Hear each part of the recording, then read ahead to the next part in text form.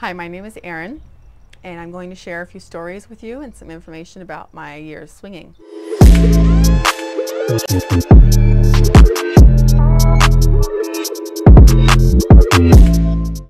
I've been swinging with my fiance on and off for about 3 years, more active in the summer months and a little less active during the winter. During winter, we would go to pool parties with a heated pool to be more comfortable, and during the summer we went wherever, to friends' houses. We would find these friends on the internet, dating websites or apps, and through word of mouth.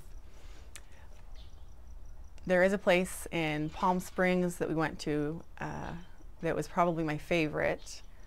At that place they had nude yoga, they brought around margaritas all day long, as many as you wanted. And they had some private rooms, you could rent rooms, and the whole center courtyard area was where the action went down. So there were multiple little corners of the world you could go to, or corners of that place. While at this place, we were surprised to find a lot of working professionals that were in some trusted occupations, one of which was a mayor of the city that I live in. That was kind of funny. So people would very openly share who they were, what profession they had, where they lived. Once you get into that community, it's very trusting. I was surprised to see that. And I mean, you kind of have to be, because you're sharing a very intimate part of yourself, your body and your partner, with other people. So it makes sense that those were the kind of personalities that would come together. So it made it even more fun, because the personalities that are drawn to that kind of lifestyle are so much fun, and they are so diverse, but still welcoming. One of my favorite parts about swinging was the nudity, because being nude is a very, it's quite an equalizer. There are no pretentious thoughts or actions. You can't dress a certain way or look a certain way. You just are you, and all you have is your skin and what you came into this world in. There is no fancy jacket or hair tie or anything that you could do to make yourself look like you had more money than anybody else, or to make you look like you had better style than anybody else. All of that was out the window, and you were all equals. And that changed the playing field for us. So that was where we learned true freedom. Other places that we went to were friends' houses. These other friends usually had amazing homes, and they wanted to open them up to kind of show off, because like I said, again, when you're nude, there's really nothing that you can show to show your status, and people still desire that showing off, so they would use their home to do it instead. We had a lot of fun with, my fiance and I are both bi, so we would use it as like a game. When we first started, it was me chasing after women, and we would try to kind of conquer the woman and make her feel special. Keep going. We would try to conquer the woman and make her feel really special, because I know as a woman that I wasn't always catered to in the way that I wanted to. For example, men think that this and this is it, and it's not. It's more like this and this. Because I know that, I could use it on other women and just blow their minds. And then my fiance, because I was educating him and he was a receptive person to learning new things, we actually a couple of times scared the men away, and they had to pull their wives aside, and they got very uncomfortable and they left. So we had to tone it down a little bit. But we first went into this swinging thing like we were on the attack. We were on the prowl. We were hunting for the right couple, and we let them know that we were going to chew them up and eat them alive. And that was fun for us, because it was just such a challenge.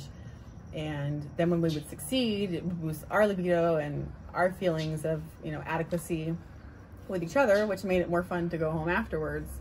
Plus, every time we met up with other couples on the ride home, we would compare things that we liked or didn't like, things that we wanted for the next time. We'd communicate really clearly and openly with each other. And sometimes we get jealous. It happens sometimes. You have to really keep that communication open. Another one of my favorite times was when he booked, I don't want to say booked, but we made plans to go to a dancing club with this gorgeous redheaded, Amazon looking woman, and she was a dominatrix. And I thought that she was for him, but she was for me. And that was the first time that I've ever been pleased by a woman, because other women are a little intimidated by me. I think maybe my size and just my demeanor. I'm very direct. I kind of scare people away. This woman was not afraid. Her husband was huge, tall guy. She was a tall woman, probably a little bit taller than me. And she had me eating out of the palm of her hand, man. You know in Dirty Dancing when the arm goes up, baby puts her arms up and over and he trails his hand up her body? She did that. She just came up behind and made me hold on to her from behind, and I was stretched out and very vulnerable. And then she just traced her hand all the way up, and I've never had a man or a woman touch me like that. And as her hands traveled up and came up further and further, she grabbed me by the neck and turned me to face her and just made out with me. Very passionate woman, very sensual, very strong-willed, and I liked that. There was the pain, there was the pleasure, and then her husband was just really supportive. He was easygoing. I didn't have to worry about him at all, and I just got to enjoy being in that present moment, and my fiance set that up for me. So that was one of my favorite memories. His favorite memory was a bisexual encounter with another couple as well, but in this case, the man was bisexual as well. It's hard to find that. The women say that they are, and they're just curious. The men, usually it's one or the other. They're either all for it or not at all. Well, these people were all for it. And so we had me on the bottom. He was getting it in the back. So we had me, him, another him, and then in front, actually eating a woman. So that was really interesting. And then, no, too much. And then it was really fun because right in my face, I had like two around the same time all over my face. And I was like, wow. And I was like front row seat. Everything was in my face.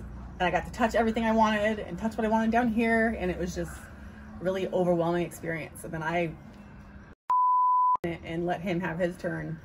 And that was his favorite experience of all, because he finally found a guy that was willing to take care of his needs too.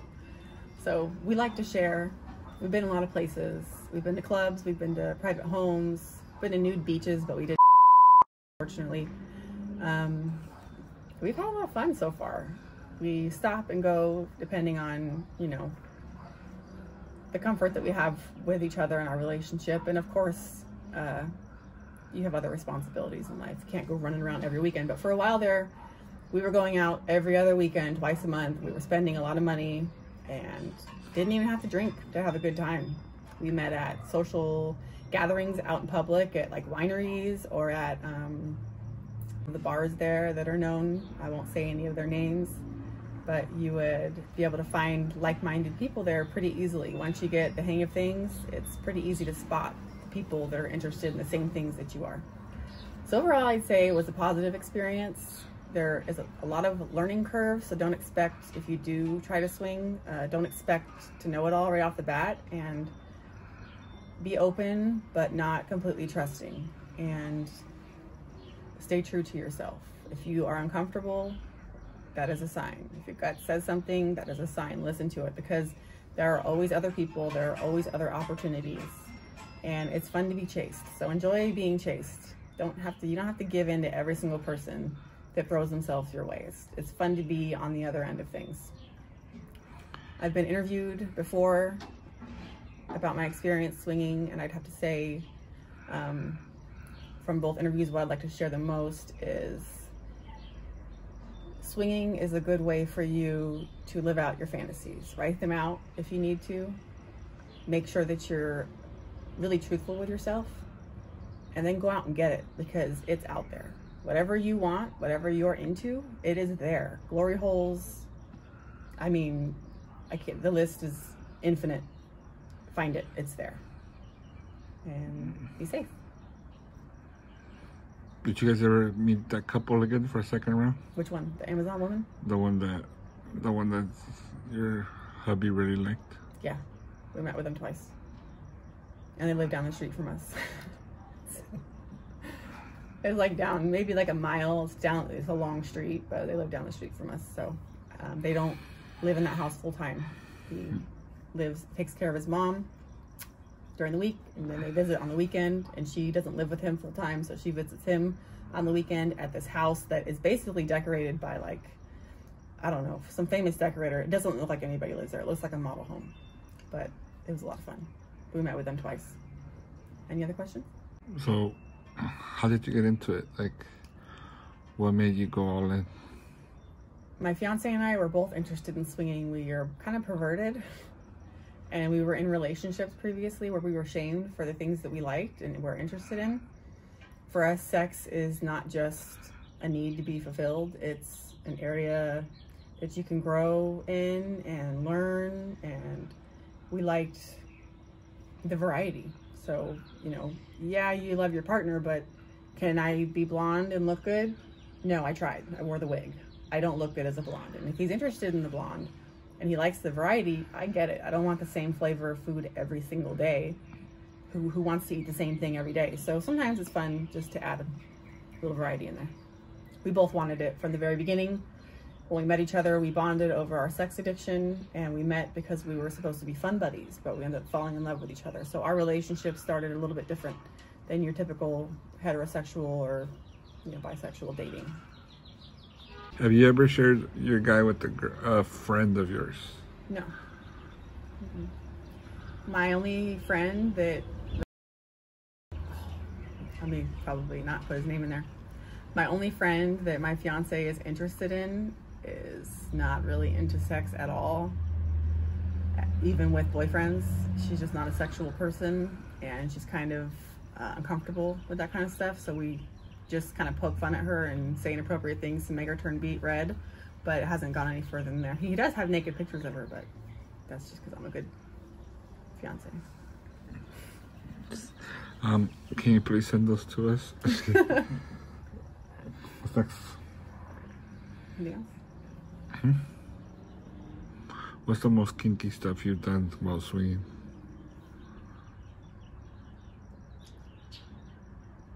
There is a house at the top of the Ortega Mountains, and there's this man who lives there. He's from the Middle East. He's an older gentleman, but he's very like Rico Suave, and they have this little Shangri-La on the mountain and this beautiful view. The ambiance there is what made it extra kinky, I think. He had like swings, he had a whole upper loft area with beds. It was all about swinging, and I had an erotic massage and got to kind of dominate his lady, and that was a lot of fun because she let me. And we continued to just play with each other and eat dinner, and it was more of a social event than just getting to seem as kinky, but to me it was, because when we go around to have sex, everybody wants to be kinky and gross, but not everybody wants to take care of every part of you. The second kinkiest thing that I've done was probably both dicks over my head watching him get and had someone eating me out. That was like a really good time for me. There was just so many places and people to touch. Like, no matter where you reached, there was somebody or something to touch. So probably that. And then at a pool party, there's a house that has rooms that are set up for things. I know this is more than one, but it's hard to pick one. This place is set up for themes. One's like Star Wars, one's Western themed, one's like a doctor's office themed, and they've got all the stuff that you could use and like the vibrators. And one of the rooms has like stirrups that you put your leg into, and people would come and go and watch the different scenes unfolding. And that was a lot of fun because you could put on a show for multiple people. So that was fun. And again, just ask permission, look, reach across, touch, and go back to your own zone. So that was a lot of fun too.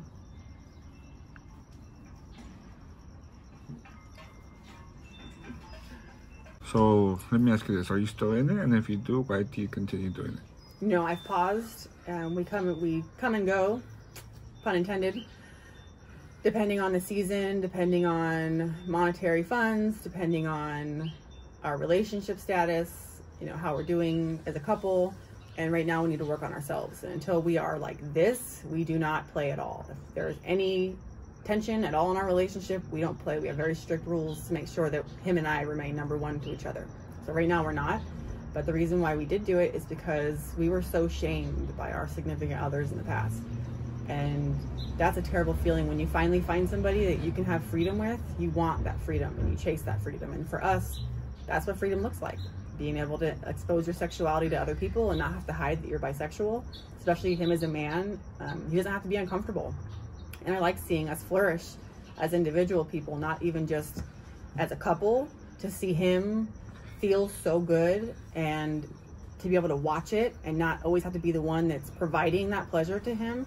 I get to step back and just watch him feel really good. And that is very pleasing to me, and it's the same for him too. So that's why it does feed our ego a little bit, makes us feel beautiful in times when we don't. So it has multiple benefits. Okay, so do you know of any of your friends that have broken up over this? His wife and him broke up over it. I meant like from the swinger community. Have you heard of anybody that No, it because ends their marriage? We don't because maintain contact with those people. Okay. We One and get them done? done and get out because we want variety. We don't want to be owned by anybody. That's another relationship. Pass. We have one couple that we met and loved us from the get-go as people, and they said even if we progress with this, because we hung out a few times prior to get to know each other, they said even if we don't progress past this, or even if we do and you change your mind, we still want to be your friends. We really love you guys, and they really love us as people. I'm cat sitting for them right now, so while they're on vacation, and we go over for like beer nights and to eat dinner and stuff, and we've only swung with them I think 2 or 3 times, and then we stopped.